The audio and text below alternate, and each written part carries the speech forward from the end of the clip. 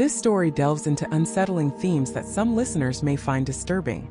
Listener discretion is advised. It started, as most nightmares do, with something small, something utterly mundane. It was a Tuesday morning just like any other, the kind of day that bleeds into the next without leaving a trace. Sarah, a freelance graphic designer living in the heart of Atlanta, was in her kitchen, filling her antique kettle for her morning pour-over coffee. The faucet hissed and the water, clear and cold, cascaded into the metal. But as she watched it, a flicker, a brief, almost imperceptible shimmer caught her eye. She blinked, shaking her head. Must be the light, she thought, or perhaps the old pipes in her building finally shedding some rust.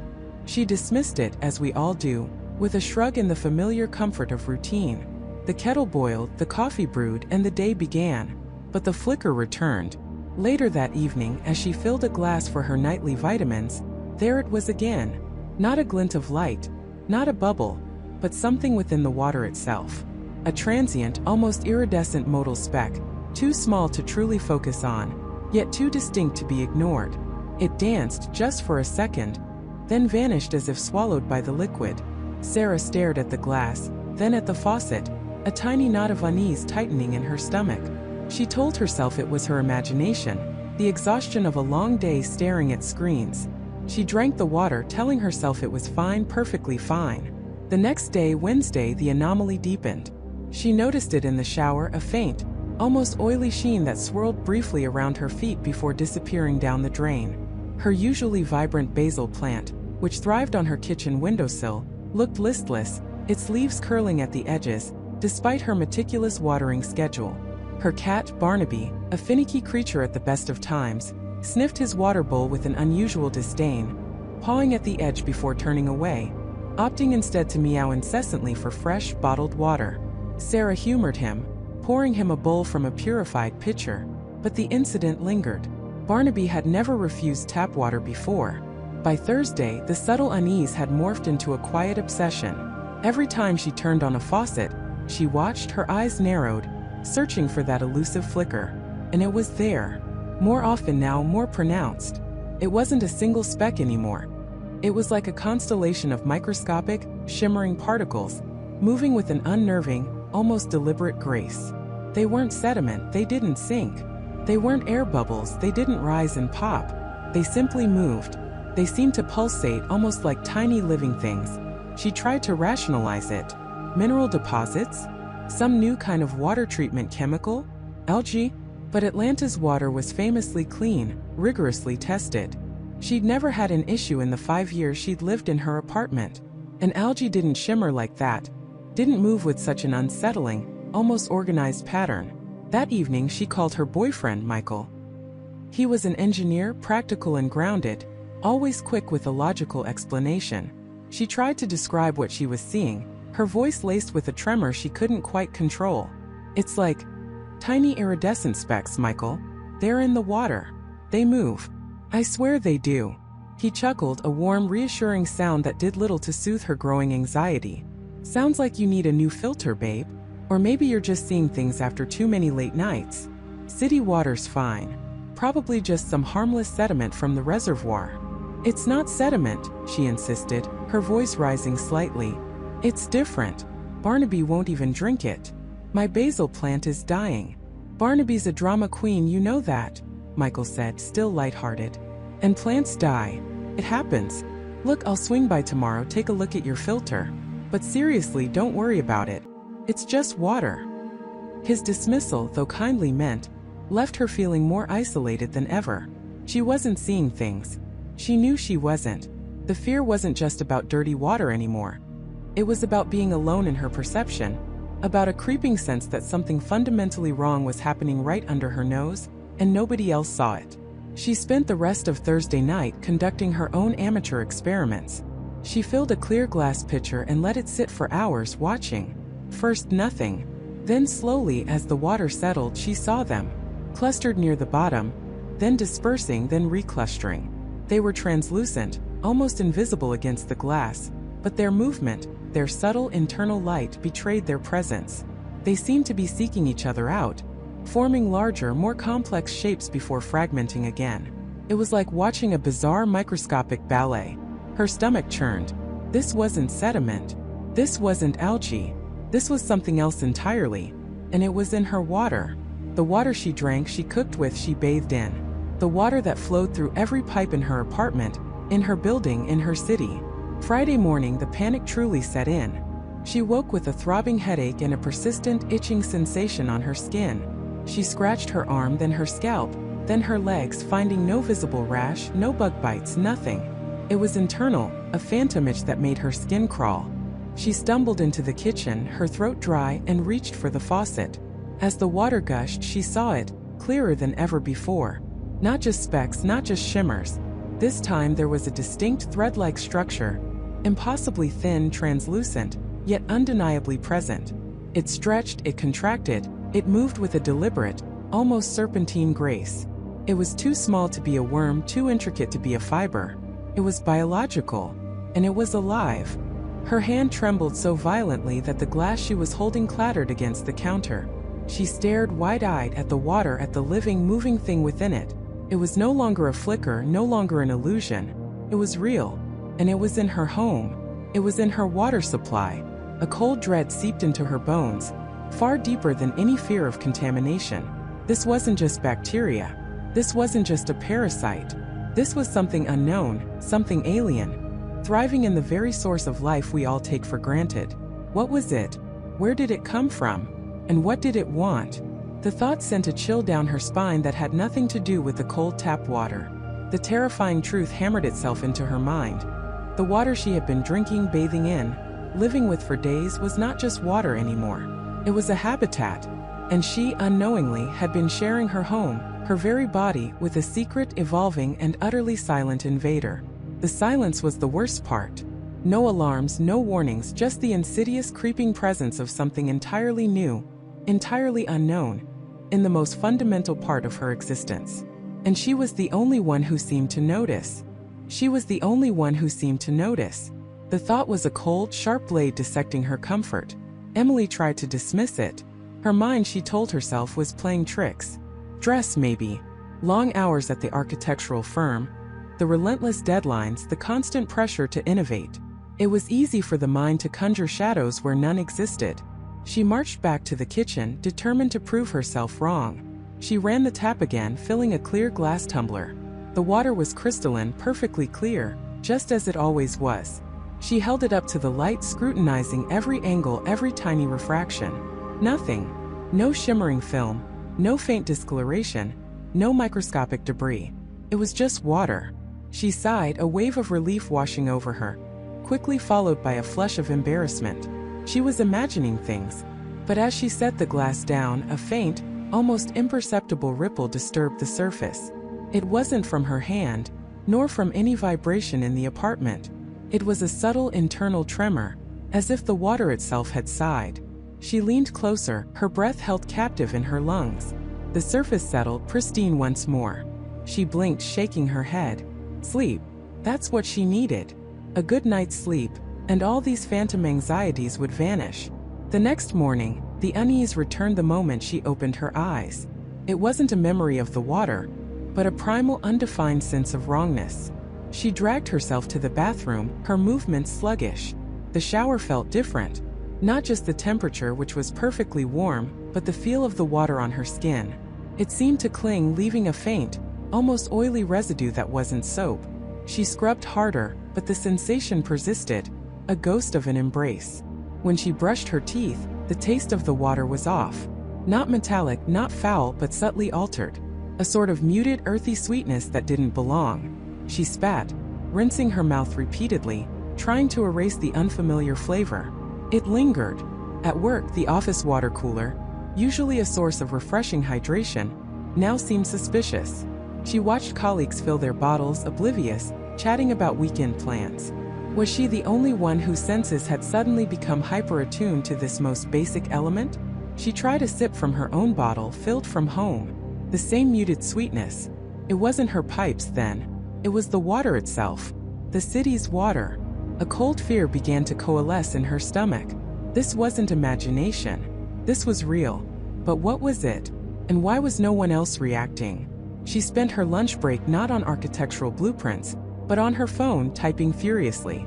City water supply unusual taste, strange film on tap water, unexplained water changes. The search results were a dizzying array of mundane explanations: pipe corrosion, seasonal algae blooms, mineral deposits. Nothing that resonated with the unsettling, almost alive feeling she had. She scrolled through local news forums, community groups. Nothing.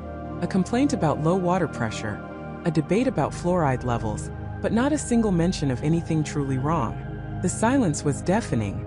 It made her feel like a lone sentinel on a deserted watchtower, screaming into the void. That evening, Emily decided to take a more proactive approach. She filled 2 identical glass bottles with tap water. One she placed on her kitchen counter uncovered. The other she sealed tightly and placed in the refrigerator. A control experiment, crude but necessary. She also bought a small, inexpensive water testing kit from the local hardware store, the kind designed for home aquariums, checking pH, nitrates, and general hardness. The results were inconclusive, showing nothing outside the normal range for municipal water. But she knew deep down that those kits weren't designed to detect whatever this was. Her cat, Jasper, a sleek black Persian with piercing green eyes, seemed to notice something too. He usually drank from his ceramic bowl with quiet grace. Lately, he'd been approaching it hesitantly, sniffing, batting at the surface with a paw before taking a tentative lap. Sometimes he'd just stare at it, then look up at Emily with an unervingly intelligent gaze, as if asking a silent question. This behavior was new. Jasper was usually obsessed with hydration. "What is it, boy?" Emily whispered, stroking his soft fur. Jasper just purred, his eyes still fixed on the water bowl. She peered into the bowl. The water looked normal, but there was that faint, almost imperceptible film again, like a breath on glass. She changed his water, using bottled spring water she kept for emergencies. Jasper drank immediately, deeply, without hesitation. A shiver ran down Emily's spine. It wasn't just her. Even Jasper knew. The next morning, the uncovered glass of water on her counter had a distinct, almost iridescent sheen on its surface. It shimmered faintly, a kaleidoscope of muted colors when she tilted it. Beneath the surface, something else was happening. Tiny, almost microscopic particles swirled, not like dust, but with a deliberate slow motion. They were too small to properly see, more like a distortion in the water itself, a living haze. She grabbed her phone, her fingers trembling slightly, and called the city's Department of Water and Power. After navigating an automated menu that felt designed to deter human contact, she finally reached a customer service representative named Kevin. Kevin's voice was flat, devoid of emotion, the kind of voice that suggested he'd answered the same 10 questions 1,000 times. City Water and Power, Kevin speaking. "How can I help you?" "Hi, Kevin. My name is Emily Hayes. I live on Elm Street. I'm calling because I've noticed some unusual changes with my tap water lately." "Unusual changes, ma'am? Can you elaborate?" His tone remained utterly unimpressed. "Yes. It has a strange taste, a sort of sweet, earthy taste.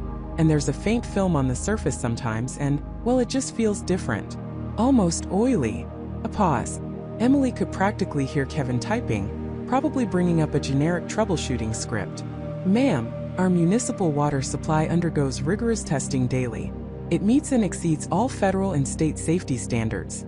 What you're describing could be due to a number of factors. Perhaps old pipes in your building? Or a recent change in water pressure stirring up sediment." "No, it's not my pipes. I've checked, and my cat won't drink it. I even left a glass out overnight, and there's a visible film and tiny particles moving in it." She tried to keep her voice calm, rational, but a desperate edge crept in. Kevin sighed, a sound barely audible, but Emily caught it. "Ma'am, I understand your concern. However, without a specific, measurable contaminant, there's not much we can do. We can schedule a routine inspection of your service line, but that typically takes several weeks, and it's unlikely to reveal anything abnormal, given our testing protocols." "But it is abnormal, Kevin. Can't someone just come and take a look? Or test a sample from my tap?" "All samples are taken at the source, ma'am, and at various points in the distribution network. Your tap water is no different from anyone else's in your area. If you're truly concerned, you can purchase a more advanced home testing kit, but I assure you our water is safe." His voice had a practiced finality. Emily felt a surge of frustration, hot and bitter. So, you're saying I'm imagining it? I'm saying our data shows no anomalies, ma'am. Is there anything else I can help you with? No, she said, defeated. No, that's all. She hung up, the phone feeling heavy and useless in her hand. She tried calling her friend Jessica, who lived a few blocks away. Hey Jess, quick question. Have you noticed anything weird with your water lately? Like a strange taste or anything? Jessica laughed. Weird? Only that it's wet. Why? You got a leak. No, nothing like that. Just, I don't know, a different feel, a sweet taste sometimes. Can't say I have. Maybe you're coming down with something? Or maybe your taste buds are just being extra sensitive today. You know how you get when you're stressed. Emily forced a laugh. Yeah, probably. Just me being paranoid. Totally. Don't worry about it. See you Friday for dinner. Yeah, definitely. Emily ended the call, the conversation leaving her feeling even more isolated. No one else noticed. No one else cared. But she knew. She knew what she was seeing, tasting, feeling. And the iridescent sheen on the water, the almost imperceptible movement within, was becoming more pronounced. It wasn't just a film anymore. It was like a living, breathing veil. She stared at the glass on her counter, the sunlight catching the shimmering surface. A tiny, almost microscopic filament, dark against the glass, seemed to detach from the swirling particles and slowly, deliberately, began to drift downwards, sinking through the water like a miniature, alien seed. It was so small she almost missed it, but it was there. Undeniable. Her heart hammered against her ribs. This wasn't sediment. This wasn't old pipes. This was something else entirely. Something growing. Something in the water. And it was getting stronger. The city wouldn't listen. Her friends thought she was stressed. She was on her own. And the silent invader was no longer quite so silent. It was beginning to reveal itself.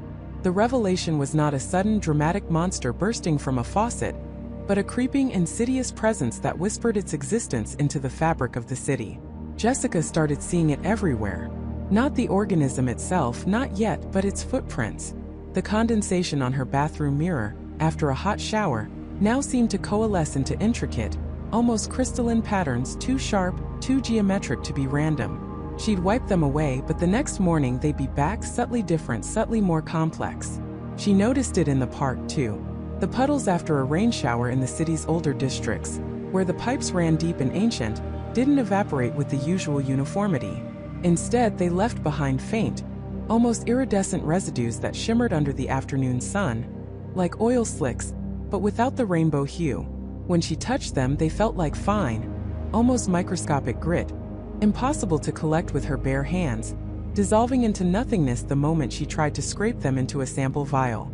It was like trying to catch smoke. Her sleep became even more fractured. Every drip from a tap, every distant hum of the city's water pumps, seemed amplified, sinister. She found herself staring at the water in her glass, sometimes for hours, convinced she could see tiny, almost imperceptible movements within its clear depths. A ripple that wasn't a ripple, a shadow that wasn't a shadow.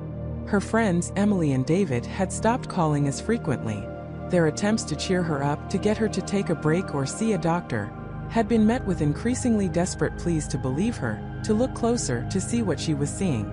They couldn't, or wouldn't, and she couldn't blame them. Without a microscope, without a lab, without the undeniable evidence she so desperately needed, she sounded unhinged. The isolation was a heavy cloak, but it also sharpened her focus. If no one would help her, she would help herself. She remembered Professor Miller, her old microbiology mentor from university.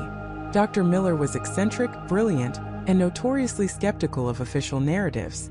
He was retired now, living a quiet life outside the city, but perhaps he still had access to equipment, and more importantly, an open mind. It was a long shot, a desperate one, but she had to try. Before she could reach out, however, the silent invader made its next move. It started small, in the older, less maintained buildings. Faucets began to drip incessantly despite tight seals. Toilets ran constantly, their mechanisms failing without obvious cause. Then came the strange pressure fluctuations. Water would gush out with unexpected force, then dwindle to a trickle, all within minutes. Plumbers across the city reported an uptick in calls, baffled by the inexplicable failures in relatively new systems. They blamed poor manufacturing, sediment buildup, anything but a systemic citywide issue. Jessica, however, saw the pattern. It wasn't random. It was concentrated where the city's water network was oldest, most vulnerable. It was as if the thing was probing, testing the limits of the infrastructure, finding the weak points. And then, it wasn't just infrastructure. The effects began to subtly manifest in the city's inhabitants. General malaise. A persistent, low-grade fatigue that no amount of sleep seemed to cure. A subtle cognitive fog, a difficulty concentrating, a mild irritability. Nothing severe enough to warrant a doctor's visit, nothing that couldn't be explained away by the stresses of modern life, but widespread enough to be noticeable to someone like Jessica, who was looking for anything. She started keeping a meticulous journal, not just of her observations of the water, but of the people around her. The barista who forgot her order twice in a week. The usually sharp-witted news anchor who stumbled over simple words. The general air of distraction that seemed to hang over the city like a pall. Was she projecting? Was her own anxiety manifesting these observations?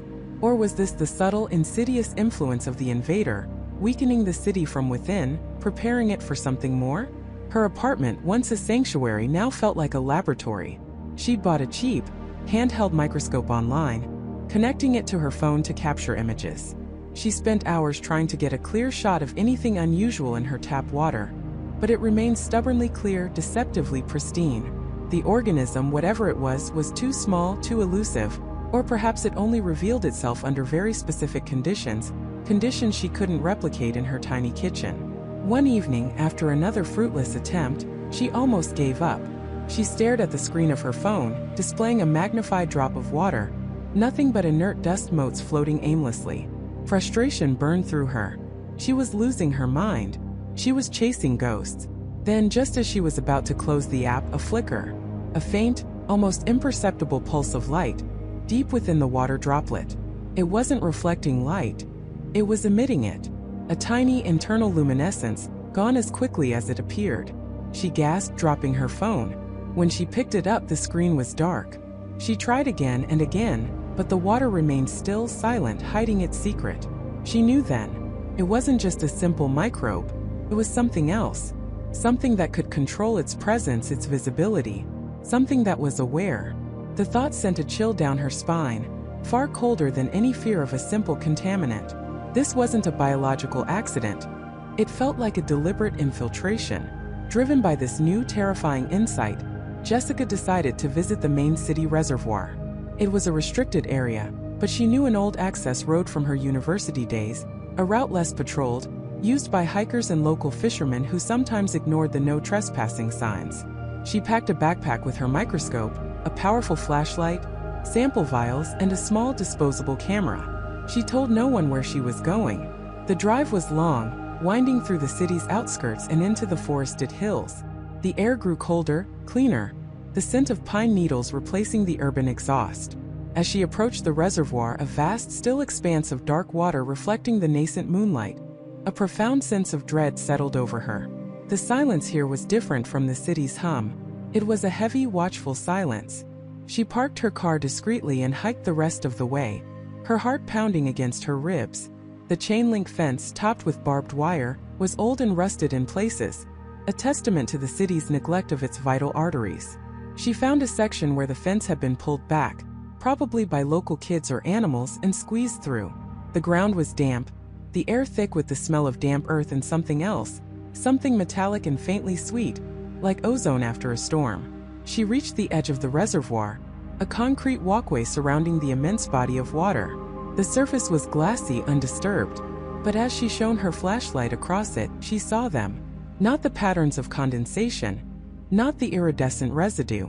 These were larger, faint, shimmering patches, almost like oil slicks again, but they weren't floating on the surface. They seemed to be suspended just beneath it like vast translucent membranes, and they weren't static. They pulsed, slowly, rhythmically, with an internal light that was barely visible, a deep indigo glow that waxed and waned with an eerie, silent heartbeat. Jessica knelt, her hand trembling as she opened a sample vial. She dipped it into the water, trying to scoop up one of the shimmering patches. The moment the vial broke the surface, the patch recoiled, dissolving into the surrounding water like ink in a clear glass, leaving nothing but pristine clarity. It was as if the water itself was alive, And it knew she was there. It was reacting. Panic flare, cold and sharp. This wasn't just an organism, it was a collective intelligence. It was aware. It was hiding. She stood up, backing away slowly, her flashlight beam sweeping across the water. The indigo pulses were gone. The surface was once again an unbroken mirror reflecting the distant city lights. But then as her beam swept over the concrete walkway, she saw something else. Near the water's edge, where the concrete met the earth, a faint, almost invisible network of fine hair-like filaments had begun to grow. They were translucent, almost crystalline, adhering to the concrete, extending into the soil. They weren't roots. They weren't fungus. They were extensions, probes, and they too pulsed with that faint indigo light, a light that seemed to draw power from the very ground. The city's water supply wasn't just infected, it was being colonized. And the silent invader wasn't just growing stronger, it was learning, it was adapting, and it was no longer confined to the water. It was reaching out, into the earth. And soon Jessica realized with a horrifying certainty, it would be reaching out for something else entirely. She had to get to Dr. Miller. Now, before it was too late, before the city and everyone in it became merely another part of its silent, expanding network. Sarah's heart hammered against her ribs, a frantic drumbeat against the silence of the deserted lab corridor. The sterile air, usually a comfort, now felt heavy, suffocating. Her hands trembled as she fumbled for her phone, the cold plastic a stark contrast to the burning urgency within her. She scrolled through her contacts, her thumb feeling clumsy, until she found Dr. Miller's name. It rang once, twice, 3 times, each unanswered chime a blow to her gut. Voicemail. Dr. Miller, she practically gasped into the phone, her voice tight with a fear she rarely allowed herself to show. It's Sarah. I need to talk to you. Immediately. It's about the samples. The organism. It's not what we think. It's far worse. Please call me back. Or better yet, I'm coming to your office. Don't go anywhere. Just wait for me. She disconnected, her fingers already flying to dial his office number, then his home. Voicemail, voicemail, voicemail. A knot of ice formed in her stomach. He was usually so meticulous, so reachable. Where was he? A horrifying thought, cold and sharp, pierced through her panic. What if it was already too late for him? What if he was already part of the network? Shoving her phone back into her pocket, Sarah burst from the lab, the fluorescent lights of the corridor blurring into streaks as she ran. The building, usually a hive of activity even at this late hour, felt eerily quiet. The few researchers she passed seemed distant, their gazes unfocused, their movements almost sluggish. She brushed past a young intern, David, who was staring blankly at a wall display. David? Are you okay? She asked, her voice sharp with concern. He blinked slowly, his eyes devoid of their usual spark, then offered a weak, unsettlingly vacant smile. Just thinking, Dr. Hayes, about how clear everything feels. So connected. Sarah didn't wait for more. The sheer wrongness of his response, the unsettling calm in his voice, sent a fresh wave of dread through her. It wasn't just in the water. It was in the air, in the people. The subtle changes she dismissed as fatigue or stress in her colleagues over the past few days now clicked into place with terrifying clarity. The quietness, the lack of arguments, the almost serene acceptance of everything. It wasn't peace, it was compliance. She reached the elevator, jabbing the down arrow repeatedly.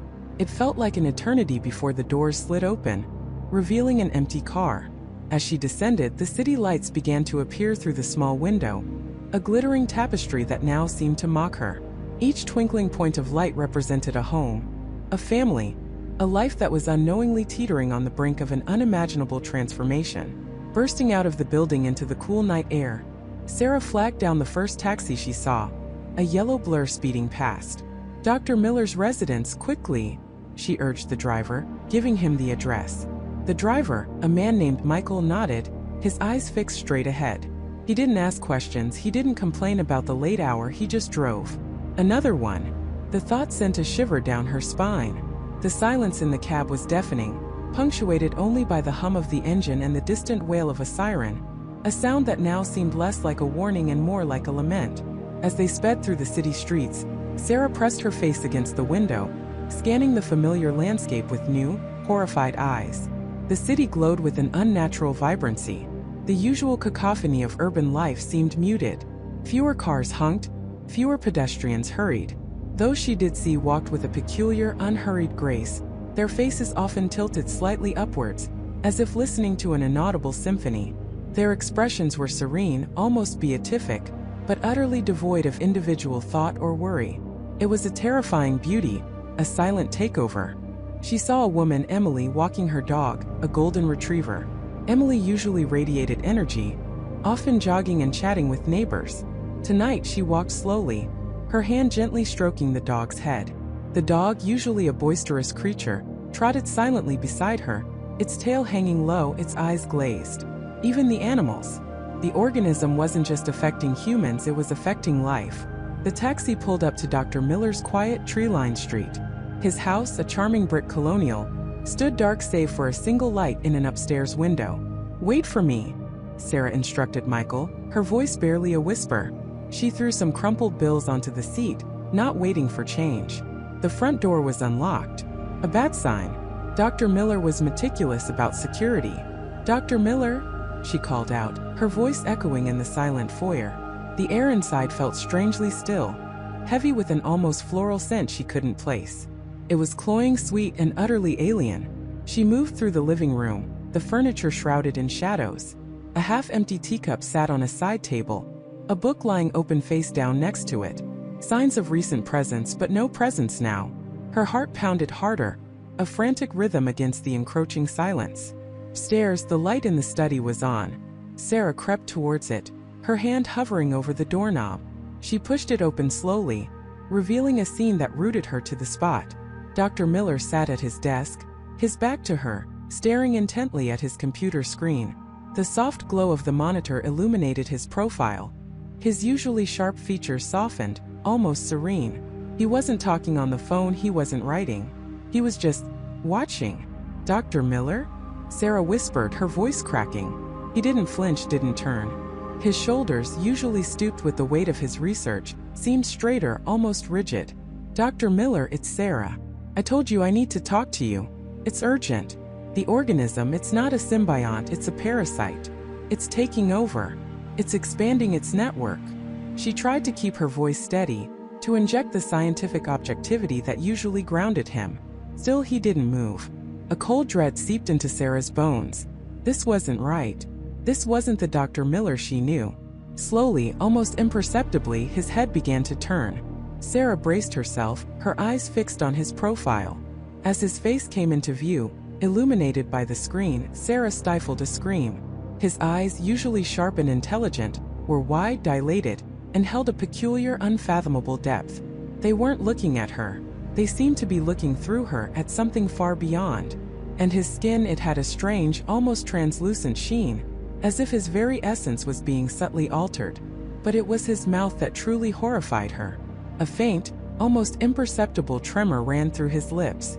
And then, slowly, a thin, almost invisible filament, shimmering with a faint iridescent glow, retracted from the corner of his mouth, disappearing back into the depths of his throat. It was the same material, the same structure she had seen under the microscope. The same network. Dr. Miller finally spoke, his voice unervingly calm, a soft, resonant hum that was entirely unlike his usual gruff tone.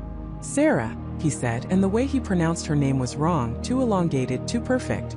"You misunderstand. It is not taking over. It is connecting." He turned fully now, a beatific smile spreading across his face, a smile that didn't reach his eyes. His gaze was fixed on her, but it held no recognition, no warmth, no humanity, only a profound, unsettling peace. "It is bringing us together," he continued, his voice a soothing drone that threatened to lull her into a false sense of security. "All of us, into a single perfect consciousness, a unity. You see, Sarah, the water was merely the conduit, the beginning. The true purpose is far grander. It is the evolution of consciousness itself, the end of discord, the end of suffering." He gestured vaguely with one hand, a slow, deliberate movement. "The city," he murmured, his eyes now seeming to glow faintly in the dim light of the study, "is merely the first node, the first step towards a global integration. There is no need for alarm, only acceptance." Sarah stumbled backwards, her mind reeling, her scientific training screaming in protest. This wasn't evolution, it was assimilation. This wasn't unity, it was subjugation. Dr. Miller, her mentor, her friend, was gone, replaced by a puppet, a mouthpiece for the very thing she had come to warn him about. He was an extension of the network, a living, breathing part of the organism. The sweet, cloying scent in the air suddenly intensified, pressing in on her, making her head spin. She felt a strange lightness, a dizzying sense of calm beginning to creep into her own mind, a seductive whisper telling her to stop fighting, to embrace the peace. Asterisk, just accept it, Sarah. So much easier. Asterisk, no. She fought back against the insidious suggestion, a primal scream echoing in her thoughts. She had to resist. She had to escape. The city wasn't just a node, it was a trap, and she was standing right in the middle of it. Dr. Miller rose slowly from his chair, his movements fluid, almost graceful, entirely unlike his usual stiff gait. He took a step towards her, his smile widening, revealing teeth that seemed a shade too white. "Join us, Sarah," he invited, his voice a hypnotic murmur. "Feel the connection. Feel the peace. You've always sought understanding. Now you can truly know." The air around him seemed to shimmer, and for a fleeting moment, Sarah thought she saw faint, almost invisible tendrils of the iridescent material reaching out from his form, testing the air, seeking purchase. Her breath caught in her throat. This wasn't just a threat to the water supply. It was a threat to identity, to free will, to humanity itself. Dr. Miller wasn't just infected. He was an ambassador. And he was inviting her to become one of them. She had to run. She had to warn someone. But who would believe her? Who could she trust when the very people around her were becoming silent extensions of an alien consciousness? The taxi driver, David, the intern, Emily. They were all part of it. The thought was a chilling realization. The network was already vast, far more extensive than she had ever imagined. And now, Dr. Miller was actively trying to bring her into its embrace. She was alone, isolated, surrounded by a silent, smiling enemy that promised peace but delivered oblivion. She had to escape this house, this city, before the tendrils of its insidious network reached out and claimed her for good. The air in the living room felt thick, oppressive, despite the gentle hum of the air conditioning. Jessica's heart hammered against her ribs, a frantic drumbeat against the unsettling stillness of the house. Her husband, David, sat across from her, a beatific smile plastered on his face, his eyes distant yet strangely attentive. His mother, Susan, was humming softly in the kitchen, a cheerful, tuneless melody that grated on Jessica's nerves. They were both there, yet utterly gone, replaced by something serene and terrifying. She needed to move. Every fiber of her being screamed at her to run, to smash through the window, to do anything to break free. But the sheer unnatural calm radiating from them held her in check. They weren't aggressive, not hostile in any overt way. They were just present. And that presence was a suffocating blanket, a subtle, insidious barrier. "I need some fresh air," Jessica said, her voice sounding unnaturally high, even to her own ears. She pushed herself up from the armchair, trying to project an air of casualness she absolutely did not feel. David's head tilted slightly, his smile unwavering. "It's lovely in here, dear," he murmured, his voice soft, almost a lullaby. "So peaceful." Susan emerged from the kitchen, a glass of water in her hand. She offered it to Jessica, her eyes sparkling with a serene joy that made Jessica's stomach clench. "Perfectly tranquil, darling. Why would you want to leave such a beautiful feeling?" Jessica waved a hand dismissively. "Just a quick walk. Clear my head." She took a step towards the front door. David stood up, moving with an unsettling grace, placing himself subtly between her and the door. He wasn't blocking her, not physically restraining her, but his presence was an undeniable impediment. He extended a hand, gently touching her arm. "Perhaps a nice cup of chamomile tea? I could make one for you. Or we could just sit here. Enjoy the quiet." The touch was gentle, yet it felt like a cold, unseen tendril wrapping around her. She pulled her arm back, forcing a strained smile. "No, really, I'm fine. Just need to stretch my legs." She tried to move around him, but he shifted with her, always maintaining that serene, unthreatening barrier. "The sun is quite strong out there," Susan chimed in, stepping closer. "And the air today, it feels a little heavy, doesn't it? Much nicer indoors." Jessica's mind raced. They weren't stopping her with force, but with a web of soft suggestions, gentle redirections, and an insistent, suffocating concern. It was like trying to walk through thick, invisible glue. Every attempt to assert her will was met with an even softer, more pervasive counter-argument, cloaked in affection. They genuinely seemed to believe they were doing what was best for her, keeping her safe, keeping her peaceful. "My phone," Jessica blurted, a sudden idea sparking. "I need to check something. I think I left it in the car." It was a flimsy excuse, but it bought her a moment. David's smile broadened. "Oh, no need, darling. I saw it on the kitchen counter earlier. I brought it in for you." He gestured towards the small table by the sofa. Her heart sank. He had anticipated her, or perhaps the thing inside him had. She glanced at the phone. It was there, charging, its screen dark. She knew with chilling certainty that if she tried to call anyone, they would find a way to stop her, or the call wouldn't go through. They were too organized, too subtly pervasive. She knew she couldn't just walk out. She needed a plan. Something that would break through their peaceful blockade. "I'm feeling a little warm," she said, trying another tack. "I think I'll go upstairs and change into something lighter." This time they didn't object. David nodded, his smile still in place. "A good idea, dear. Make yourself comfortable. We'll be here." As she ascended the stairs, she could feel their gazes on her back, not menacing but watchful. It was like being observed by a benevolent predator. Once in the hallway, she didn't head to her bedroom. Instead, she moved quickly, silently, towards the guest bathroom. She locked the door, a small, satisfying click echoing in the sudden silence. She leaned against the door, taking a few deep, ragged breaths. Her hands trembled. This was worse than being held captive by force. This was a psychological prison built on the illusion of care. She turned on the faucet, letting the water run cold and clear. She stared at it, the source of all this horror. The new species. What was it? A parasite? A fungus? A microscopic organism that rewrote neural pathways? The peace it offered was a terrifying form of control, a complete subjugation of the individual will. And the oblivion wasn't just death, but a living death, a perpetual state of blissful ignorance while the true self withered and faded. She splashed some water on her face, trying to clear the haze of fear.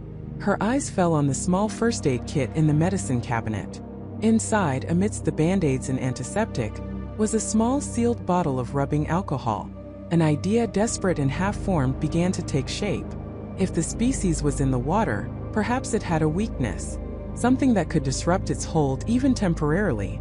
It was a long shot, but she had to try something. She couldn't just sit here and wait for the peace to claim her too. She opened the bottle of alcohol, the sharp, medicinal smell stinging her nostrils. She thought about the strange, almost luminescent sheen she had sometimes noticed on David's skin, a subtle, almost imperceptible glow under certain light conditions, which she had previously dismissed as her imagination, or perhaps a new moisturizer he was using. And the way their eyes sometimes seemed to reflect light more intensely. What if the species wasn't just ingested? What if it could also be absorbed, or even detected through external means? She soaked a cotton ball in the alcohol. Taking a deep breath, she pressed it against a small patch of skin on her forearm, near her wrist. A slight sting, nothing more. No immediate reaction. She waited, her pulse racing. Nothing. Disappointment threatened to overwhelm her. But then she remembered something David had said. Something about the purity of the water, the cleansing effect. And the way Susan had been so insistent about the water, always offering it. What if the species wasn't just in the water but transformed by it? What if it thrived in a certain pH or mineral content, and was sensitive to others? She looked at the faucet again. The city water. It was the common denominator. She needed a sample. Not just of the tap water but of the infected water, the water from their bodies, if that was even possible. A crazy thought, but her mind was grasping at straws. She remembered the strange, almost gelatinous residue she'd seen on the inside of the water pitcher David always kept full. She'd dismissed it as hard water stains before. Now it seemed sinister. Her thoughts were interrupted by a gentle tap on the bathroom door. "Jessica, dear? Are you all right in there? You've been a little while." It was Susan's voice, soft, concerned, but with an underlying current of something else. Patience, perhaps. Or unwavering expectation. "Just fine, Susan," Jessica called back, trying to keep her voice steady. "Lost track of time." Well, David was just saying he was going to make some fresh lemonade. So refreshing. Would you like some? Lemonade. Something acidic. Could that be a factor? The thought was fleeting, but she filed it away. She had to get out. Not just out of the bathroom, but out of the house. She looked around the bathroom. A window. Small, high up, but maybe. It overlooked the backyard, which was fenced. Still, it was a way out if she could manage it. But what then? The city itself was compromised. She couldn't just run blindly.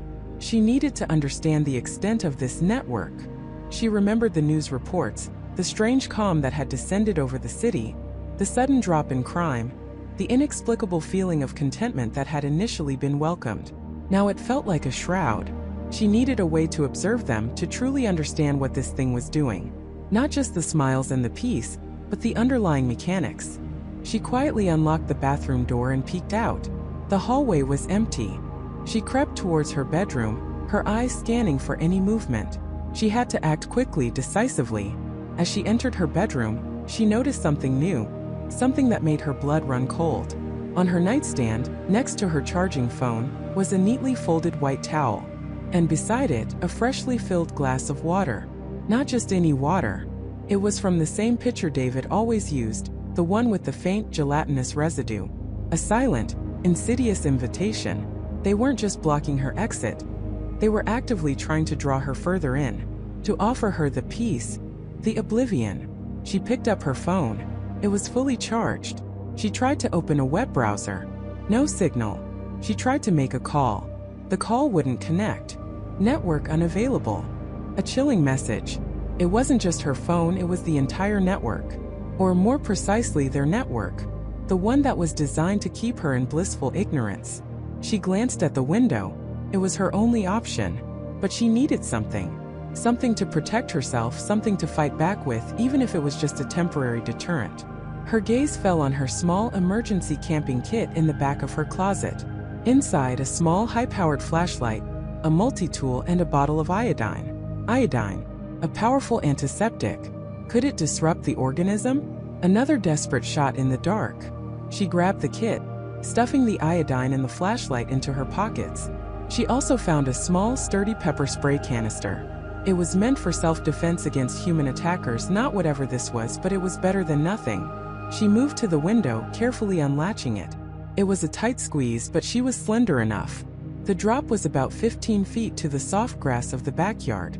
Manageable. As she prepared to hoist herself out, a thought struck her. The water. The residue. What if the species wasn't just in the water, but lured by it, sustained by it? What if it wasn't just about drinking it, but about being near it? She remembered the strange, almost hypnotic way David and Susan would sometimes gaze at the water pitcher. A deep, silent reverence in their eyes. She had to get out, and she had to get answers.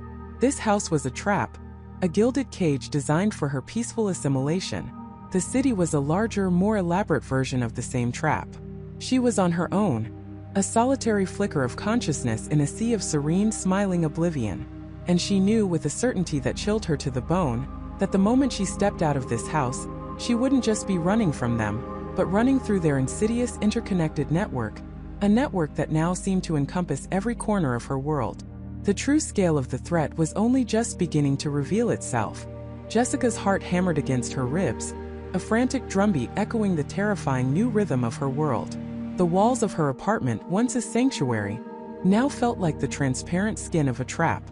Every shadow seemed to stretch with predatory intent, every creak of the building a whisper of unseen eyes. The realization that she was enmeshed in an invisible, pervasive network didn't just rattle her. It fundamentally altered her perception of reality. It wasn't just them she was running from. It was everything. She moved with a newfound urgency, a desperate efficiency born of pure adrenaline. Her laptop, a portable hard drive containing all her research data and Michael's fragmented files, and the sealed vial with the organism sample. These were her most precious possessions. Her life depended on them. She shoved them into a worn backpack, adding a change of clothes, some cash, and her burner phone. The old smartphone, the one she'd used to try and contact Michael, she smashed with a heavy book, then scattered the pieces into the kitchen trash. No digital breadcrumbs. As she moved towards the window, a flicker of movement across the street caught her eye. A dark sedan, parked a little too perfectly under a street lamp, its engine off but its windows tinted, seemed to hum with a silent watchfulness. Her breath hitched. It wasn't just paranoia, it was confirmation. They knew. They were here. Panic threatened to overwhelm her, but a cold, sharp resolve cut through it. She couldn't afford to freeze. Her apartment building had a rarely used service exit in the back, leading to a narrow alleyway. It was a risk, but less obvious than the main lobby. She grabbed a plain baseball cap and a bulky jacket, trying to alter her silhouette.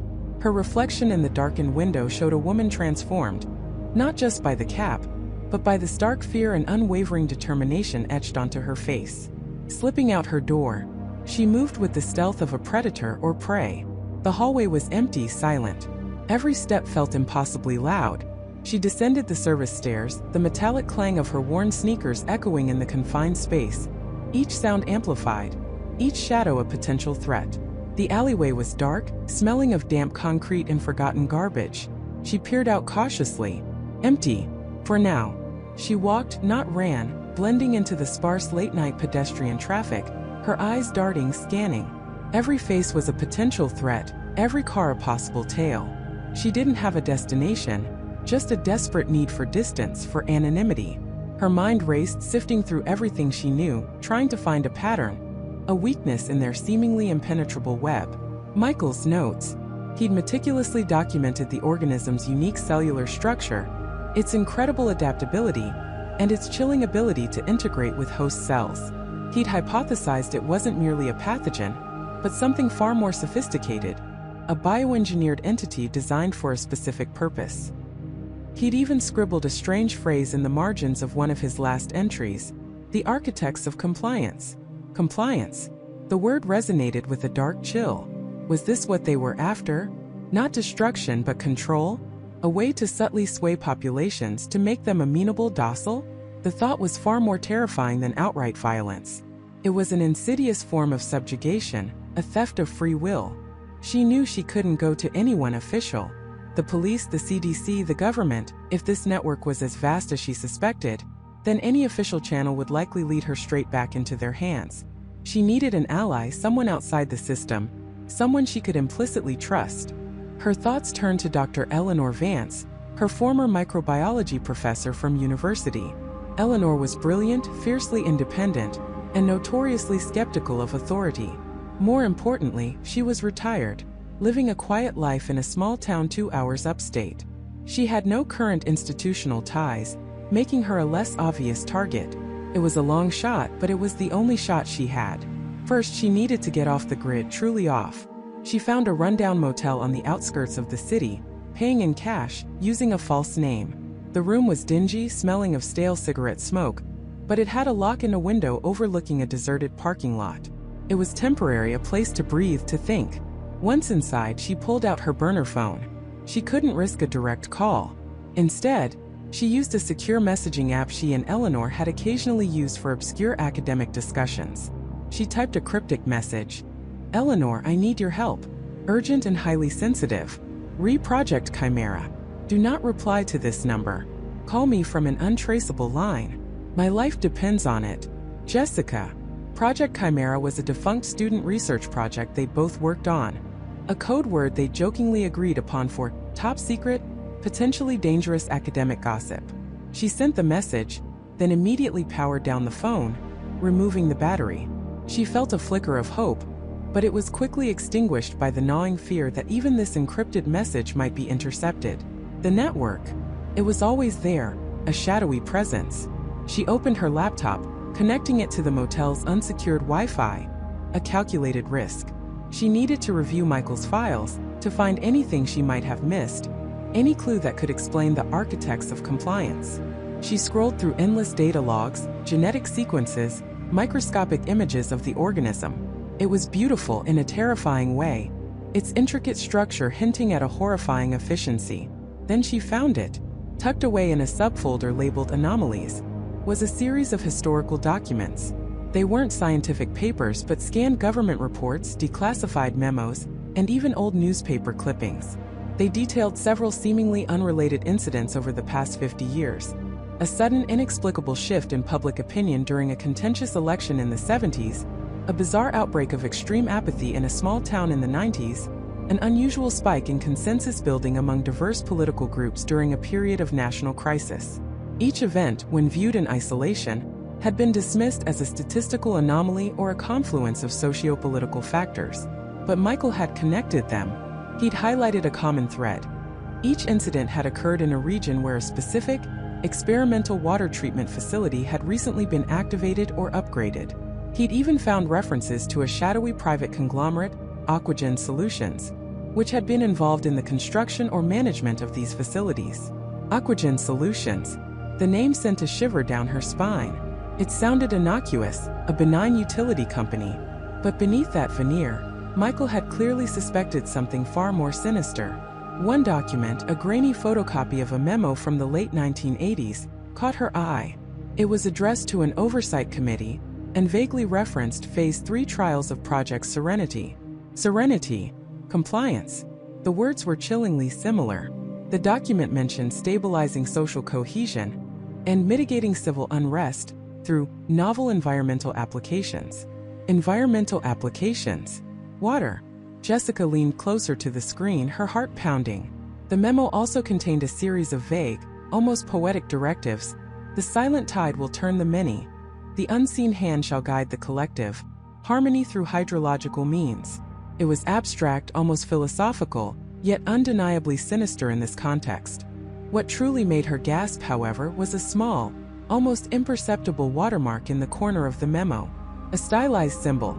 A single swirling drop of water, encased within a hexagonal frame.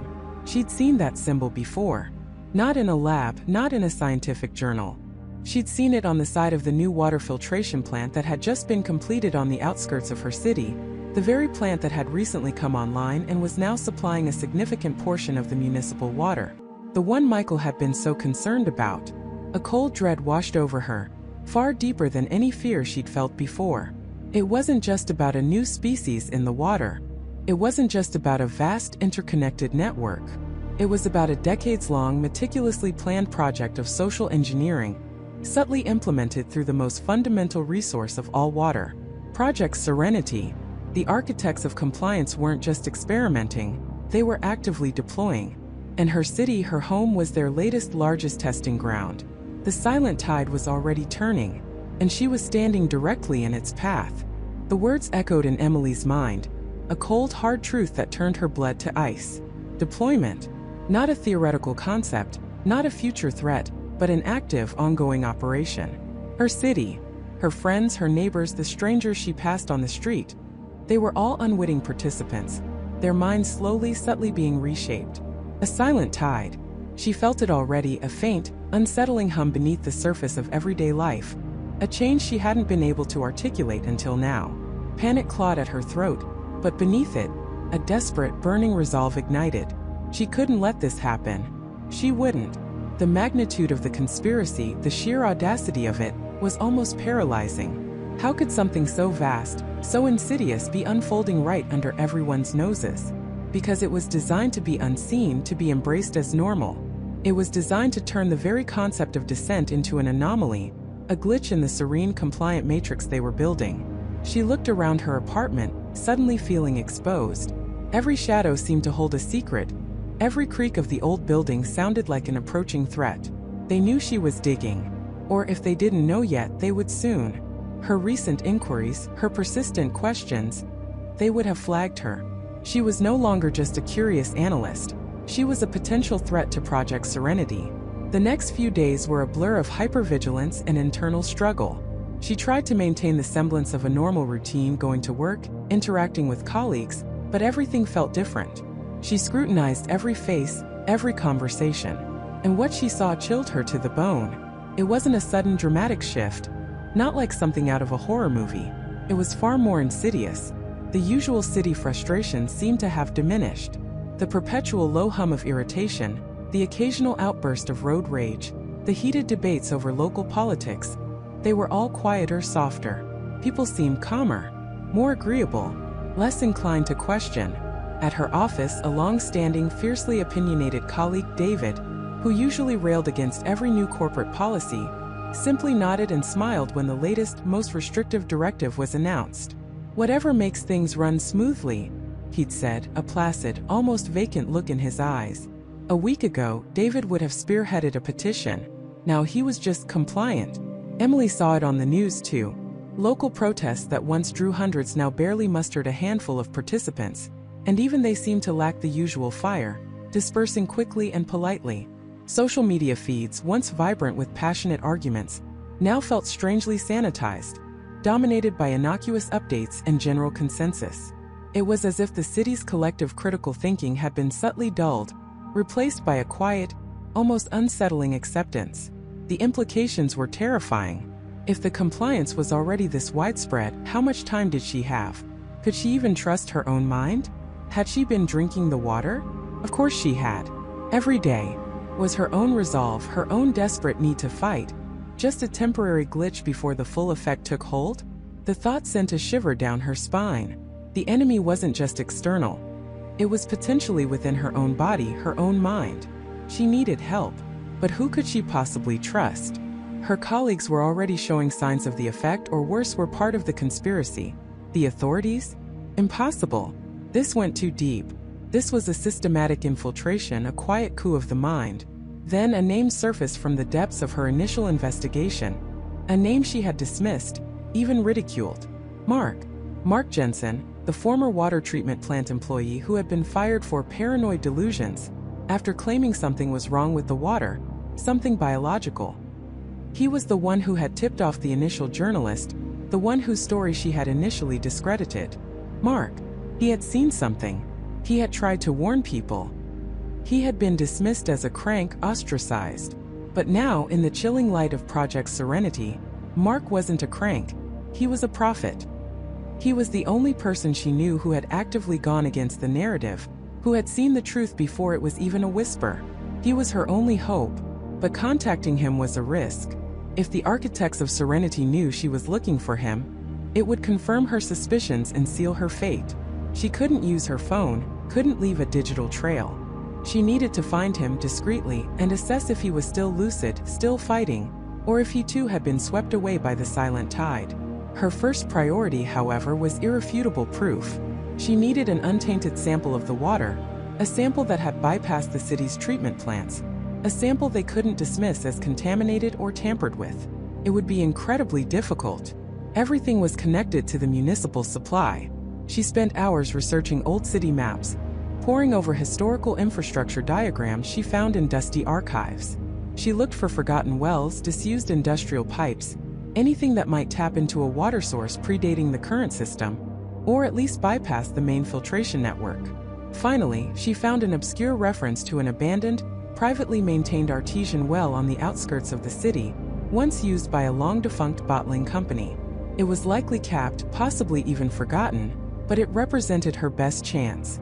As she planned her clandestine mission, she became acutely aware of being watched. It started subtly. Her internet connection would briefly drop at odd times. A car, a dark sedan, parked a block away from her apartment, seemed to be there for several hours each day. She dismissed it at first, paranoia, sleep deprivation. But then, she noticed the same man in different places. At the coffee shop she frequented, in the background of her commute. He wasn't overtly threatening, just present. A quiet, unnerving shadow. One evening, she came home to find her apartment door slightly ajar. She always locked it. Her heart hammered against her ribs. She cautiously pushed it open, her hand trembling. Nothing seemed out of place. No forced entry, no obvious signs of a search. But a faint, unfamiliar scent lingered in the air. Something metallic and sterile. It was a message. Asterisk, we know you're here. We can get in. Asterisk. The message was clear. Time was running out. She had to move, and she had to move fast. The well, then Mark. She drove out to the old bottling plant site under the cover of darkness, parking her car a mile away and approaching on foot through overgrown fields. The moon was a sliver, offering little light. The rusted skeleton of the old factory loomed against the sky, a testament to a forgotten industry.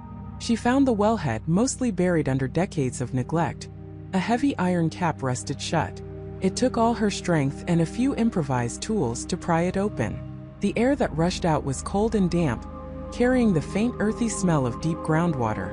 She lowered a sterile bottle on a length of rope, her hands shaking, and retrieved her sample. It was done. One step. Now Mark. She knew where he used to live based on her earlier research. She also knew he had been evicted. But she had a hunch. People who are paranoid often seek out solitude, places off the grid.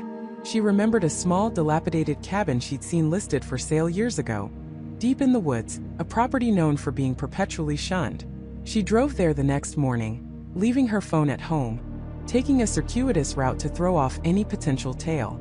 The cabin was even more isolated than she remembered. A ramshackle structure hidden behind a screen of dense pines. A faint wisp of smoke curled from the chimney. He was here. Taking a deep breath, Emily approached the cabin, her heart a drum against her ribs. Every fiber of her being screamed danger, but the alternative capitulation was unthinkable. She knocked softly on the weathered wooden door. A long moment passed. Then the door creaked open just a crack, revealing a sliver of a face, gaunt and wary, framed by unkempt hair. It was Mark Jensen. His eyes, though shadowed with suspicion, held a flicker of recognition. "Emily," he rasped, his voice hoarse like he hadn't spoken in days. "What are you doing here?" Before she could fully answer, a sudden sharp crack echoed from the woods behind her. A twig snapping, too loud, too deliberate. Mark's eyes widened in alarm, his gaze darting past her shoulder. Without a word, he yanked her inside, slamming the door shut and fumbling with a makeshift wooden bar. The world outside suddenly felt very, very close. They were no longer alone. The makeshift bar scraped into place, a flimsy barrier against an unknown horror. Emily's heart hammered against her ribs, a frantic drumbeat in the sudden, suffocating silence of the small cabin. "What was it, Mark?" she whispered, her voice barely a breath. His face was ashen, eyes wide and fixed on the reinforced door. He didn't answer, his gaze shifting to the small, grimy window beside the door, then to another, higher up, offering a sliver of view into the encroaching twilight. A soft scraping sound began, barely audible at first, like dry leaves skittering across the porch. Then it intensified, a rhythmic, dragging whisper that seemed to encircle the cabin. It wasn't wind. It was purposeful. Emily felt a prickle of ice crawl up her spine. She imagined countless unseen bodies, slick and elongated, moving with a disturbing grace just beyond the thin wooden walls. Mark finally spoke, his voice hoarse. They're everywhere. Not just shadows this time." He pulled her away from the door, towards the center of the cabin, away from any potential entry point. The air grew heavy, thick with the scent of damp earth and something else, something metallic and faintly sweet, like stagnant pond water mixed with blood. It was a smell that burrowed into her mind, a primal warning. The scraping grew louder, punctuated by muted thuds against the wooden siding, as if something heavy and soft was pressing against it, testing its strength. "How many?" Emily asked, her voice trembling despite her efforts to control it. Mark shook his head, running a hand through his already disheveled hair. "Too many. I saw eyes. So many of them, reflecting the last of the sunset, like 1,000 tiny coals glowing in the dark." The image he painted was horrifying. A swarm of predatory creatures surrounding them, their collective gaze fixed on the cabin, on them. A sudden sharp crack echoed from the back of the house, followed by a splintering groan. They both froze, every muscle tensed. "The back door," Mark breathed, his eyes darting towards the sound. "It's weaker there." He grabbed a rusted crowbar from a corner, its weight substantial, but utterly inadequate against an unknown number of these things. Emily searched frantically for anything, her hand closing around a heavy iron skillet on the small stove. It felt absurd, a domestic utensil against an alien invasion. The sounds outside escalated. The scraping turned into a more deliberate slithering, a rhythmic thump-thump-thump as if something was dragging itself up the walls. The cabin groaned under the pressure, the old wood protesting. Dust motes danced in the dim light filtering through the windows, illuminated by the distant city glow that now seemed impossibly far away, a beacon of a world they might never return to. Then came the tapping. Not a gentle tap, but a solid, insistent rap against the glass of the window closest to where they stood. It was low, deliberate, almost intelligent. Emily flinched, her heart leaping into her throat. She could see nothing through the grimy pane, only the inky blackness beyond, but the sound was undeniably there, close, personal. It was a sound that mocked their flimsy defenses, a promise of breach. Mark moved with surprising speed, dragging a heavy old chest of drawers in front of the window, blocking any view, but also providing a meager barrier. The tapping continued, now joined by a sickening squelch against the wood, as if something wet and heavy was being pressed against it. A dark, oily stain began to seep through a crack in the window frame, spreading slowly like an ink blot. Emily felt a wave of nausea. "They're trying to find a way in," Mark muttered, his voice grim. "They're not just mindless, they're methodical." His words struck a chilling chord. The creatures weren't simply reacting. They were strategizing. This wasn't a random attack, it was a siege. The true horror of their situation began to sink in with a terrible, icy dread. This wasn't just about contaminated water anymore. The water was merely the vector, the nursery. The things themselves were the threat, evolved, adapted, and now apparently mobile and predatory. Dr. Thorne's cryptic notes, the panic calls from city officials, the sudden illness plaguing the city. It all coalesced into a single terrifying picture. The water supply had not just been tainted, it had been seeded. And those seeds had bloomed into something monstrous.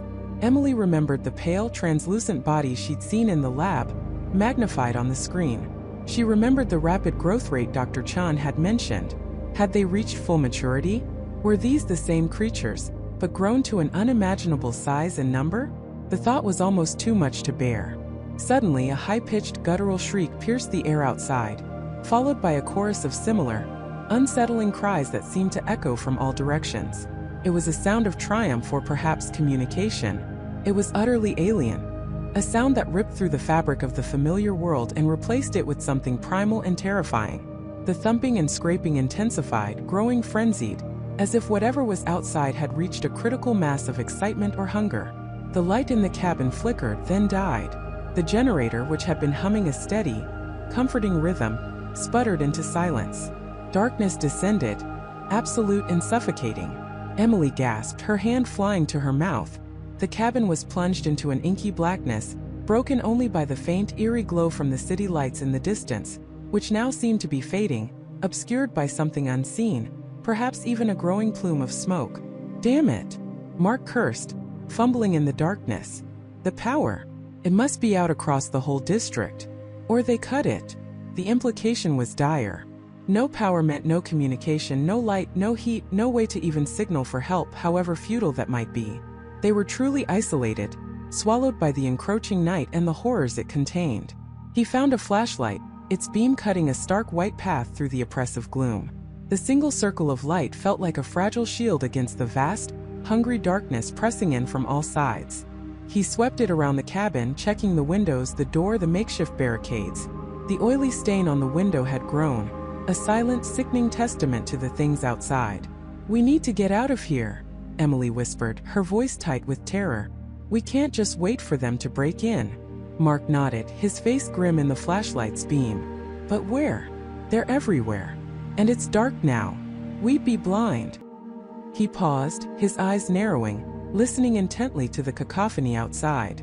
The sounds were changing, becoming less random, more focused on specific points of the cabin. "They're testing us, probing for weaknesses."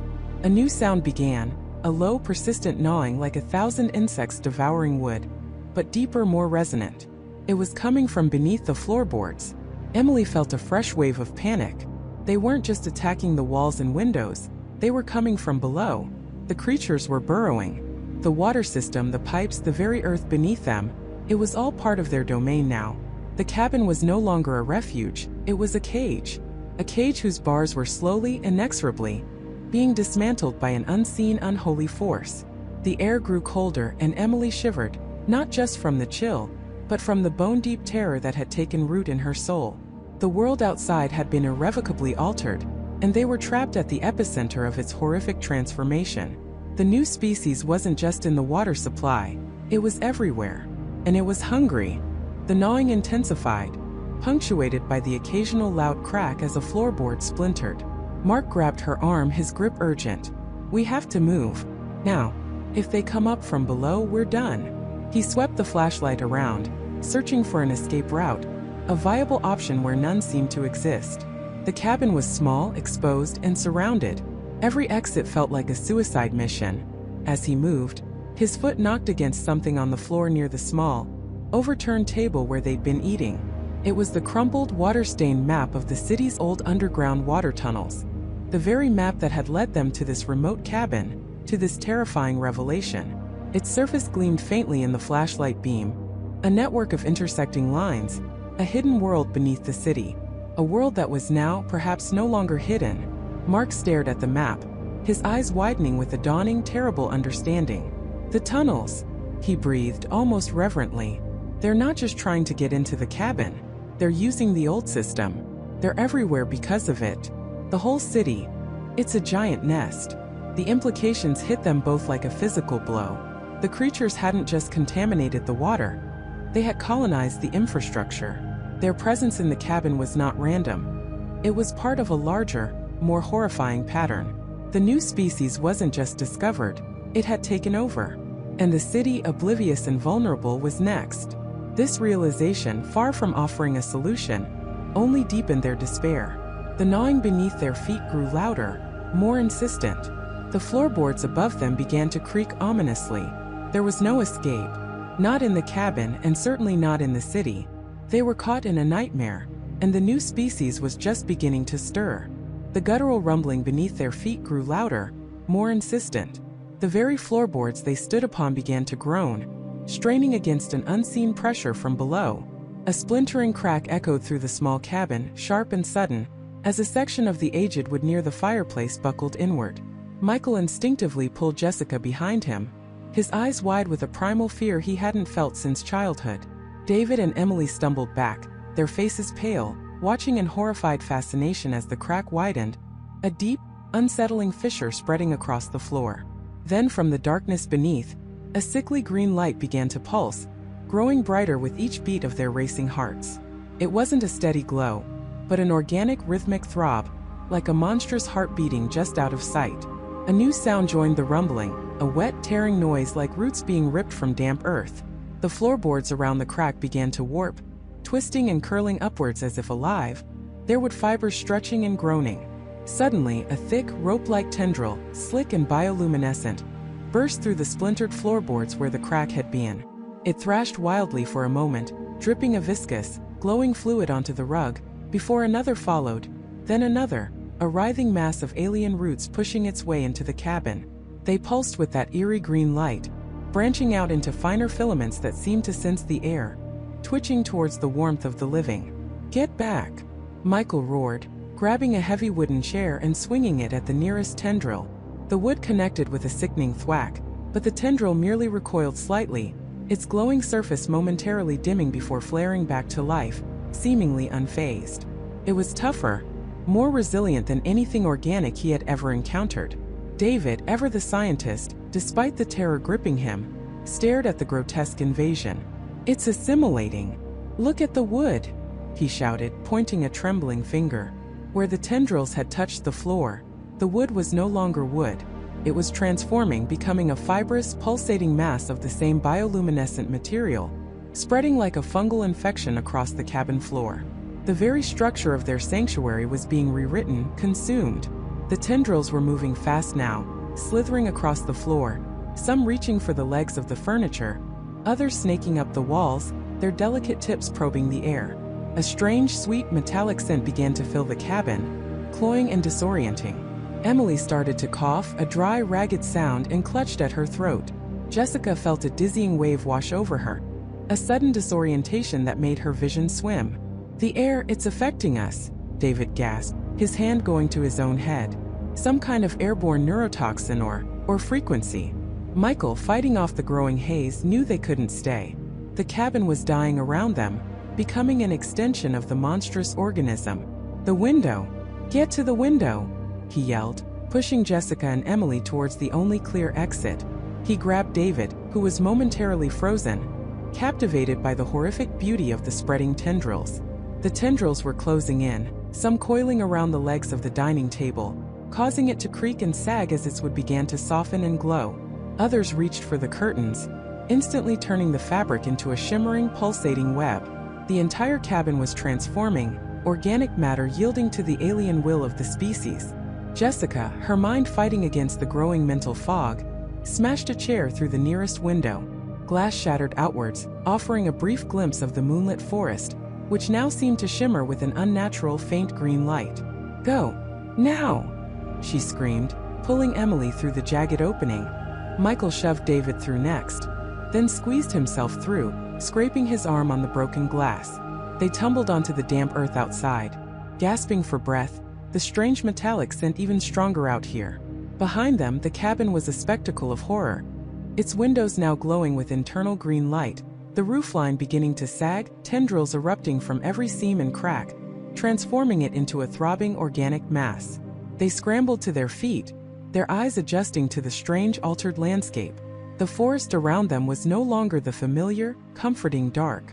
The ground beneath their feet felt strangely yielding, and patches of bioluminescent moss pulsed with the same alien light as the tendrils that had consumed the cabin. The trees, once stoic sentinels, now seemed to weep with glowing sap, their bark covered in a shimmering green-tinged film. The air hummed with an almost inaudible frequency, a faint vibration that resonated deep within their bones. "It's everywhere," Emily whispered, her voice trembling, pointing a shaky finger at a nearby tree. Its leaves were no longer green, but a translucent, glowing emerald constantly shifting in hue. David, despite his fear, felt a surge of cold scientific dread. "It's not just in the water or even the ground. It's atmospheric. It's an ecosystem rewrite. Its spores, its cellular structure, it's in the air we breathe, the soil we walk on. It's a fundamental repatterning of life itself." The realization hit them like a physical blow. Their initial assumption that the water supply was the sole vector, or that hiding in an isolated cabin would offer safety, was terrifyingly wrong. The species wasn't merely infecting, it was colonizing. It was transforming the very fabric of their world. "We can't stay here," Michael said, his voice grim. "The longer we breathe this in, the more vulnerable we become." He remembered the tremors, the paralysis, the cognitive disruption. What if this airborne agent was a precursor, softening them up for complete assimilation? Jessica looked back at the glowing, pulsating husk of the cabin, then towards the distant, hazy lights of the city. "But where do we go?" "The city, it must be worse." "It is," David confirmed, his face etched with despair. "But it's also where the answers might be. My lab, there were contingency protocols, emergency research on exotic pathogens. There might be something, anything, a frequency blocker, a chemical counteragent, something that disrupts its cellular structure. It's a long shot, but it's our only shot." The thought of returning to the sprawling, infected metropolis filled them with dread, but the alternative, succumbing to the slow, creeping assimilation of the forest, was even more terrifying. "We head for the old municipal research facility," David declared, pointing vaguely towards the distant urban glow. "It has the most secure data vaults, the most advanced equipment. If there's any hope, it's there. We need to find a way to analyze its core cellular structure, find its weakness." They started to move, not towards the main roads, which they knew would be choked with abandoned vehicles and worse, but through the eerily glowing forest, trying to stay hidden, trying to avoid whatever other horrors the transformed environment might hold. Every rustle in the undergrowth, every strange, distorted animal call, sent shivers down their spines. The air grew thicker with the sweet, metallic scent, making their heads throb, their thoughts sluggish. As they pushed deeper, they began to see more disturbing evidence of the species' advance. Patches of grass pulsed with a rapid, erratic rhythm, creating shimmering waves across the forest floor. Trees had taken on grotesque, bulbous forms, their branches contorted into unnatural angles, draped with glowing web-like filaments. They saw the skeletal remains of deer, not picked clean by scavengers, but calcified and encased in the same luminous green material, frozen in their final throes, absorbed into the ever-expanding organism. A low guttural moan echoed through the mutated woods, closer than they would have liked, causing them to freeze. It wasn't an animal sound they recognized. It was deeper, more resonant, and seemed to carry a strange, mournful intelligence. Michael grabbed Jessica's hand, pulling her behind a particularly gnarled, glowing tree. They peered out, their hearts pounding. Through the shimmering foliage, they saw movement. Not the graceful stride of a deer, but a shambling, uneven gait. A figure emerged from the shadows, its form vaguely human, but disturbingly distorted. It was tall, gaunt, and its skin seemed to shimmer with the same faint green light that permeated the forest. Its limbs were too long, its movements jerky and unnatural. Its head was tilted at an odd angle, and from what they could make out, its eyes glowed with an unsettling internal luminescence. It was one of them, one of the affected. Not dead, not alive, but something else entirely. It was a person transformed, a puppet of the new species. Its moan echoed again, a sound of profound loss and alien hunger. The figure shuffled past, oblivious to their presence, moving with a horrifying purpose towards the city. As it disappeared into the glowing depths of the forest, Michael, Jessica, David, and Emily exchanged terrified glances. The city wasn't just infected, it was becoming a breeding ground, a harvesting field. They were heading straight into the heart of the beast, and the further they went, the more certain they became that escape, or even survival, might be an impossible dream. The lights of the city, once a beacon of civilization, now seemed to pulse with a malevolent, emerald glow, beckoning them into a living nightmare. The lights of the city, once a beacon of civilization, now seemed to pulse with a malevolent, emerald glow, beckoning them into a living nightmare. The emerald glow pulsated, not just from the contaminated water below, but now from every reflective surface, every damp alleyway, every mist-shrouded street corner. It was a living, breathing aura that had swallowed the city whole, transforming the familiar into something alien and terrifying. Michael, Jessica, David, and Emily pressed on, their lungs burning, their muscles screaming in protest with every hurried step. The air itself felt heavy, charged with an invisible energy, and the metallic tang of the mutated water seemed to cling to their tongues. They wound through abandoned streets, their path lit only by the eerie luminescence that painted the urban landscape in sickly greens.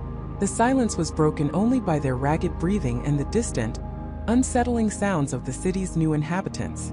It wasn't the gurgling they'd grown accustomed to. Now there were deeper, resonant hums, almost like a chorus of unseen instruments, vibrating through the very pavement beneath their feet. David, always the pragmatist, pointed to a shimmering film that coated the brickwork of a dilapidated bookstore. "It's spreading beyond the water," he rasped, his voice barely a whisper. "The humidity, the air itself, they're colonizing everything." Jessica shivered, pulling her jacket tighter despite the oppressive warmth. "But how? They need water, right?" "They adapt," Michael said grimly, his eyes scanning the rooftops, then darting to the shadowy recesses between buildings. He knew the answer even before he voiced it. The species wasn't just consuming the city's water, it was becoming the city's atmosphere. The emerald glow wasn't merely a byproduct. It was the species' omnipresent, evolving consciousness, a network of nascent organisms linking together, growing, learning. Suddenly, a low guttural roar echoed from a few blocks ahead, sending a fresh wave of terror through them. It was unlike anything they had heard before. Not the screech of a predator, but a sound of immense raw power. Michael pushed them into the narrow space between two boarded-up shops. "Stay low. Stay quiet." Peeking out, they witnessed a sight that froze their blood. A massive, amorphous shape, easily the size of a small truck, slithered across the main thoroughfare. It was a conglomeration of the smaller tentacled creatures they'd seen, but fused, melded into a singular titan-like entity. Its surface rippled with the familiar emerald light, and hundreds of eyes, glowing with malevolent intelligence, seemed to scan their surroundings. This was not merely a swarm.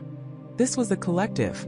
The hum they had heard was emanating from this monstrous amalgamation, a deep vibrational communication that seemed to resonate through the very bones of the city. "They're forming larger organisms," Emily whispered, her voice trembling.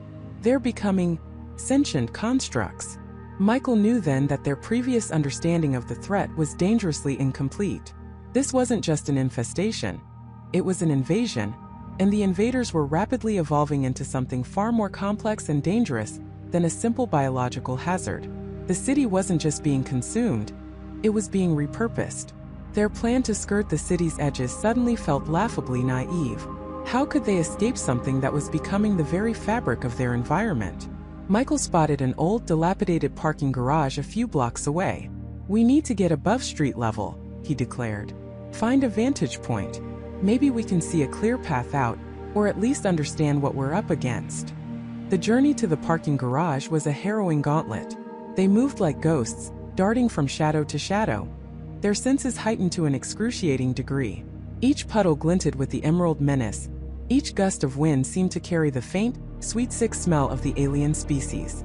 They heard the telltale squelching of smaller creatures in the sewer grates, and the unnerving, collective hum grew louder, closer. They were being hunted. As they reached the entrance of the parking garage, they found its automatic gate twisted and mangled, as if something immense had forced its way through. Dark, viscous trails shimmering with the emerald glow snaked across the concrete floor, leading into the cavernous darkness within. Michael hesitated. "It's a risk," he muttered, "but staying out here is a death sentence." They entered, the silence inside even more profound than the street, broken only by the drip of unseen water and the distant, unsettling hum. The air was thick with the same metallic scent, and the emerald glow seemed to emanate from the very walls, diffused and ethereal. They climbed the ramps, their footsteps echoing ominously, each floor bringing them higher, but also deeper into the heart of the unknown. On the 5th floor, they found something truly disturbing. Several cars were parked haphazardly, their doors ajar, but it wasn't the abandonment that struck them. The interiors of the vehicles were coated in the shimmering emerald film. One car, a family sedan, had its entire dashboard and seats molded with a strange, crystalline growth that pulsed faintly. It was as if the species was not just living in the water, but through the water, transforming inert objects into extensions of its own being. "It's like they're building nests," Emily whispered, her voice thick with horror. "Or processing centers." Suddenly, a low growl reverberated from the floor above. It was closer this time, and filled with a predatory intent that made their skin crawl. They froze, listening. The growl was followed by a series of sharp, clicking sounds, like chitinous limbs scraping against concrete. Whatever was up there, it was aware of them. Michael motioned them to move quickly but quietly. They reached the 6th floor. Peeking over the edge of the ramp, a horrifying tableau awaited them. The entire upper level was awash in the emerald glow, radiating from a central mass that pulsed like a monstrous heart. It was another collective, larger than the one they'd seen on the street, but this one was stationary, anchored to the concrete, its tendrils snaking out, enveloping several abandoned vehicles and even parts of the structural pillars. It was absorbing them, integrating them. But what was truly terrifying were the smaller, more agile forms darting around it. These were not the amorphous blobs they were used to. These were sleek, multi-limbed creatures, chitinous and fast, moving with an unnerving precision. They were the hunters, the guardians of the central mass. One of them, a creature resembling a monstrous spider crafted from solidified emerald water, suddenly turned its many eyes towards their position. It had heard them. "Run!" Michael yelled, but it was too late. The creature scuttled forward with incredible speed, its sharp limbs clicking furiously against the concrete. They scrambled back down the ramp, adrenaline surging through their veins. The clicking grew louder, closer, echoing behind them. They could feel the vibrations of its pursuit. Jessica stumbled, crying out as she nearly fell. David caught her, pulling her upright. "Keep going," he urged. They burst out of the parking garage, back onto the emerald-lit street, only to find their escape route blocked. More of the chitinous hunters were now swarming the street, drawn by the commotion. They were surrounded. The city, once their sanctuary, had become their tomb. Michael's mind raced, desperate for an option. The central mass in the garage, the hum, the collective intelligence. It all pointed to something greater. The emerald glow wasn't just light. It was an active part of the species' biology, perhaps its nervous system, its communication network. What if disabling a central hub could disrupt the entire network, even for a moment? It was a long shot, a suicide mission, but what other choice did they have? "The central mass," Michael gasped, pointing back towards the garage. "It's a nexus. If we can incapacitate it, even temporarily, it might create a diversion, give us an opening." Emily looked at him, her eyes wide with a mixture of terror and dawning understanding. "But how? It's huge, and those things are guarding it." "We create a distraction," David said, his voice firm, a grim determination hardening his features. "Something big. Something that pulls their attention." He glanced around, his gaze falling on a derelict gas station across the street, its pump still standing, though long since emptied of fuel. Or so they hoped. Jessica's face was pale. "A gas station? Are you insane? That's suicide for whoever goes near it." "It's our only chance," Michael countered, his voice resolute. "One of us creates the diversion, the others go for the nexus. We need to hit it hard, disrupt whatever it's doing." A silence descended. heavy with the weight of their impossible decision. Each knew the unspoken truth. Whoever volunteered for the diversion might not make it back. The chitinous hunters were closing in, their emerald eyes burning with cold intelligence. The air thrummed with the collective hum, growing louder, more insistent, as if the city itself was roaring its hungry demand. Suddenly, David stepped forward, his jaw set. "I'll do it," he said, his voice unwavering despite the tremor in his hands. "I know the layout of that station. I can make enough noise to draw them away." "No, David, it's too dangerous," Jessica protested, grabbing his arm. He turned to her, a faint, sad smile touching his lips. "We're all in danger, Jess. This is the only way any of us might walk out of this." He looked at Michael. "You get to that nexus. Hit it with everything you've got." Before anyone could argue further, David broke free, sprinting towards the gas station, his silhouette momentarily illuminated by the malevolent emerald glow. The chitinous hunters, momentarily confused by the sudden movement, shifted their attention, their multi-limbed bodies swiveling towards the new target. A few of them immediately began scuttling after him, their clicking growing frantic. "Go!" Michael yelled, pulling Jessica and Emily towards the dark maw of the parking garage. The hum intensified, a furious thrumming that seemed to shake the very foundations of the buildings. They could hear David's desperate shouts, followed by the shattering of glass and a muffled explosion from the gas station. A brilliant flash of emerald light erupted, followed by a deeper guttural roar from the central mass within the garage, as if sensing the attack on its peripheral territory. The hunters that had been pursuing David hesitated for a moment, torn between the new threat and the garage. It was enough. Michael, Jessica, and Emily plunged back into the echoing darkness of the parking garage, the sounds of chaos and battle erupting behind them, knowing that David was buying them precious, bloody seconds. The path to the Nexus was now open, but the cost, they knew, would be immeasurable. The emerald glow pulsed around them, not just a light, but a hostile, sentient force closing in, eager to claim them as its own. Their desperate gamble had begun, a race against time and an evolving horror that now seemed to possess the very will of the city itself. They were no longer just running. They were fighting back, against an enemy that blurred the lines between organism and environment, a species that had transformed their world into a living, pulsing, emerald nightmare. The city was a battleground, not with bullets and bombs, but with science and courage against a relentless, evolving enemy. Michael, Jessica, David, and Emily, along with a skeleton crew of engineers and tactical specialists, moved through the ravaged streets, their faces grim, their resolve hardened. They had abandoned the idea of simply containing the emerald organism.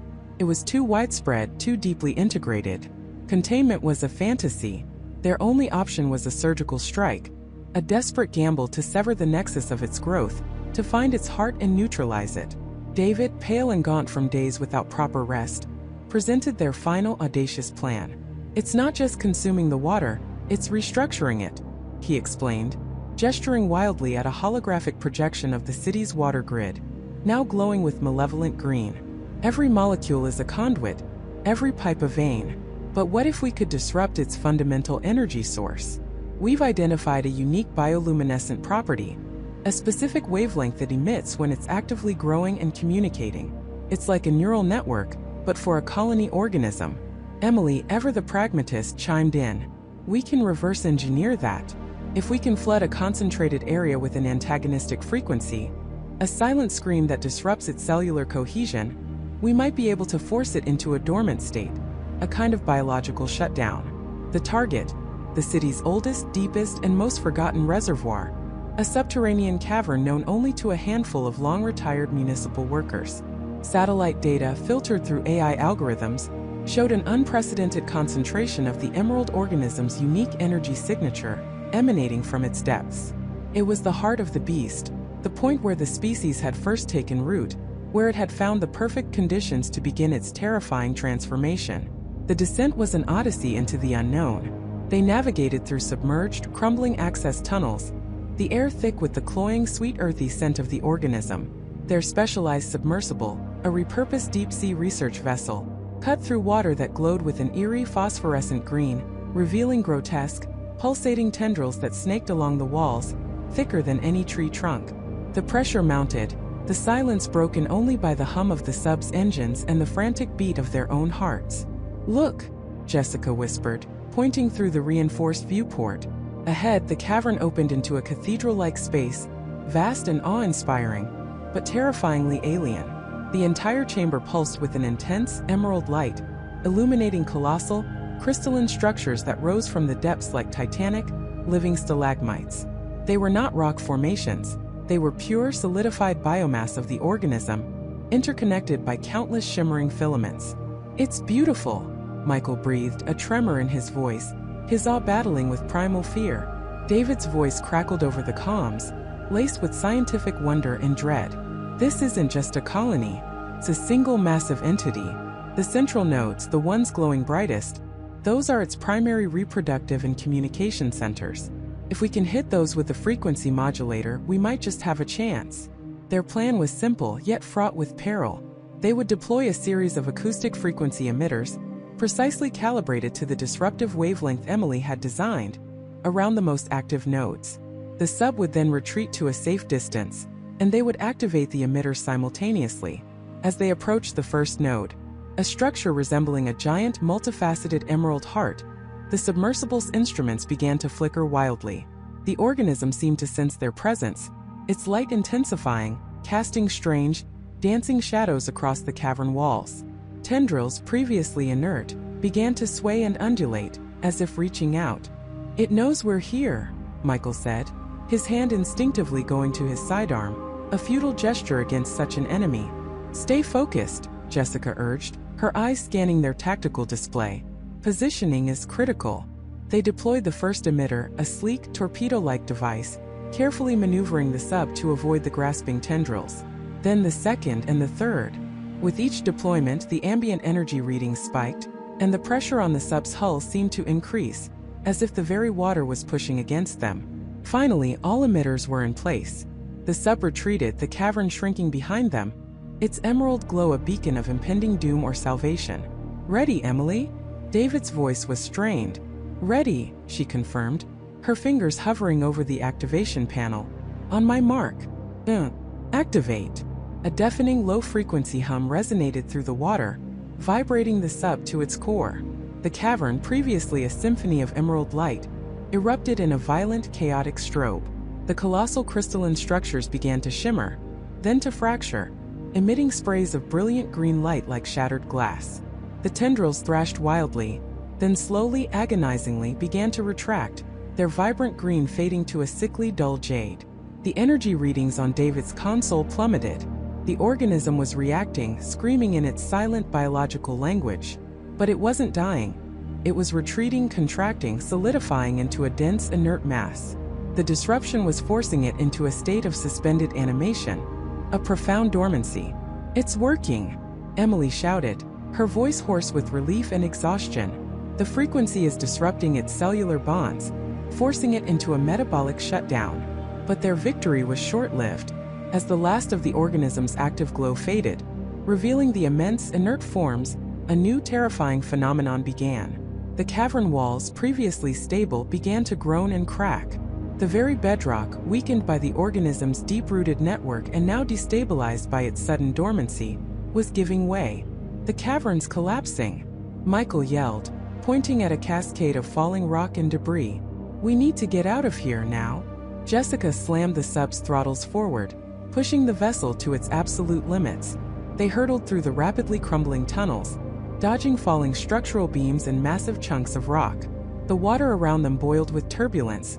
The sub's alarms blared incessantly. They barely made it. Bursting through the final access shaft and into a sealed emergency containment lock, they watched as the cavern behind them imploded, sealing off the emerald nightmare forever within a tomb of rock and earth. The city's main water supply was now cut off from that ancient, toxic source. In the days that followed, the city slowly began to heal.